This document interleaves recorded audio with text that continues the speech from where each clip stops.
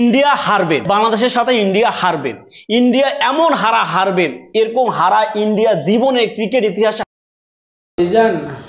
India তো অনেক খারাপভাবে হারলো বাংলাদেশের কাছে, কি কর্ম করল, অনেক দুঃখ হইতেছে, শোকের মধ্যে অনেক কষ্ট আমার মনে।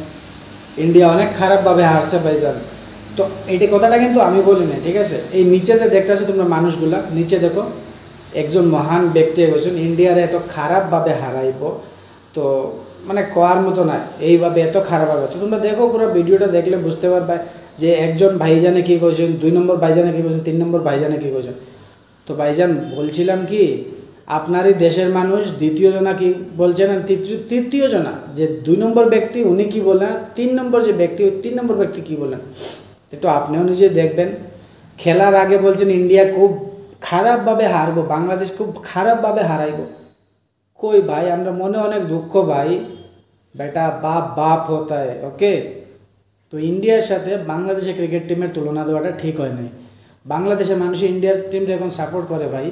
পুরো ভিডিওটা দেখো গাছ, দেখে তোমরা মতামতটা জানাও ভাইজানের যে কথাগুলো বলছেন কথাগুলো কি। ইন্ডিয়া হারবে, বাংলাদেশের সাথে ইন্ডিয়া হারবে। ইন্ডিয়া এমন হারা হারবে, এরকম হারা ইন্ডিয়া জীবনে ক্রিকেট ইতিহাসে হারে নাই। ইন্ডিয়া হবে আমাদের কাছে মুই মুই মুই মুই হয়ে যাবে ইন্ডিয়া আমাদের কাছে। লিখে রাখেন, আমি হৃদয়াল মিরু এখানে বসে বলে গেলাম নেক্সট ম্যাচে ইন্ডিয়া হারবে। ক্রিকেট ওয়ার্ল্ড কাপে এখন পর্যন্ত কোনো দল ওইভাবে মুই মুই ব্যাপারটা ঘটাতে পারে না যেটা বাংলাদেশ ঘটাতে যাচ্ছে। বাংলাদেশ প্রত্যেকবারই ওয়ার্ল্ড কাপে একটা অঘটন ঘটায়, আর সেই অঘটনটা ঘটবে ইন্ডিয়ার সাথে। ইন্ডিয়া হারবে, ইন্ডিয়া হারবে, ইন্ডিয়া মুই মুই। নিজের গালের মধ্যে থাপড়াইতেছি, মুখ খারাপ করতে পারতেছি না পাবলিকের জন্য।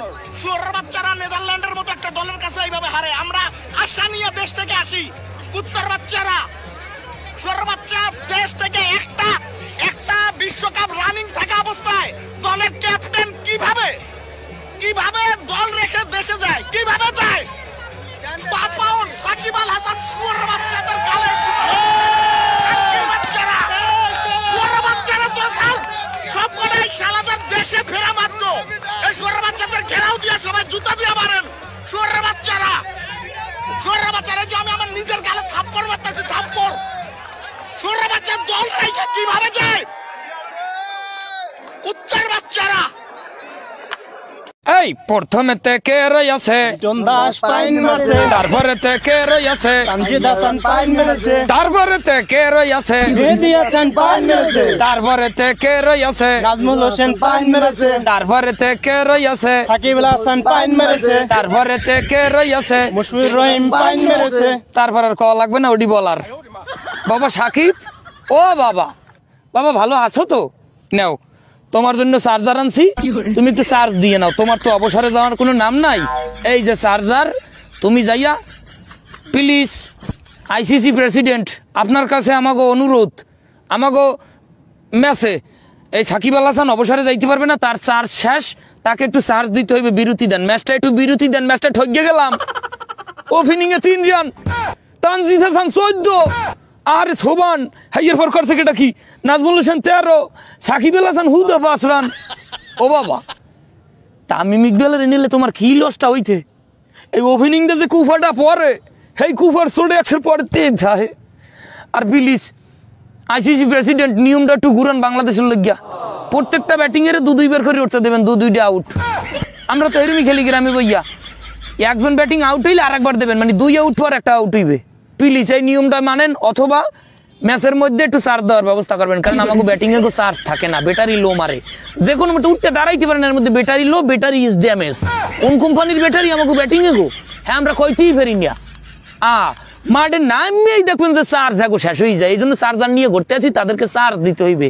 আর প্লিজ আমাদের স্কোয়াডটা 22 সদস্যের করার জন্য অনুরোধ করা হইল, কারণ বাংলাদেশ 11 জন দিয়া যে টার্গেট হোক চাইয়ে দেন, টার্গেট মাত্র 230 রানের, 229 রানের টার্গেট। হ্যাঁ, 11 জন মিললে ওর দাঁড়ানো ছাড়ে না, হরবে কি?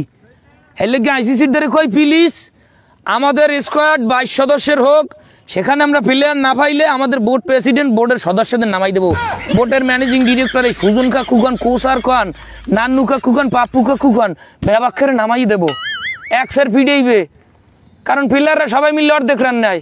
বাকি অর্ধেক কোচারদের দিয়ে নেওয়াবো।